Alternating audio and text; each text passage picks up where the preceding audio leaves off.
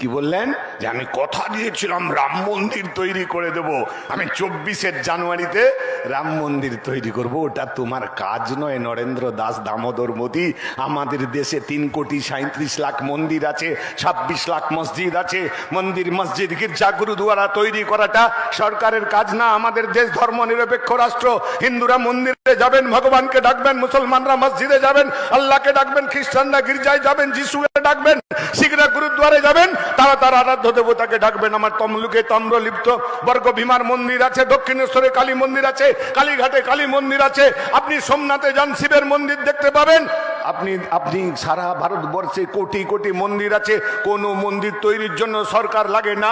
হযরতবাল মসজিদ আছে, জামা মসজিদ আছে, কোন মসজিদ তৈরির জন্য সরকার লাগে না। গোল্ডেন টেম্পল আছে, গুরুদ্বারা তৈরির জন্য সরকার লাগে না, গির্জা তৈরির জন্য সরকার লাগে না। সরকারের কাজ মন্দির তৈরি না। আর যখন নরেন্দ্র মোদী একটা মন্দিরের ঘোষণা করে দিলেন, আমাদের মুখ্যমন্ত্রী এদের দুজনের মাথাটা একটা সুতোয় বাঁধা, পুতুল নাচাচ্ছে। মোহন ভাগবত নাগপুরে বসে RSS এর হেডকোয়ার্টারে মোহন ভাগবত বলছে, মোদী আরে তুম রাম মন্দির বানাতা হ্যায় তো মমতা তুম দুর্গা হ্যায় না। ওকে দুর্গা বলে RSS অভিভূত করেছিল, তুমি একটা জগন্নাথ দেবের মন্দির করো। আরে এত ছোটবেলা থেকে বাবা ঠাকুর দাদা 14 পুরুষ পুরীতে গিয়ে জগন্নাথ মন্দির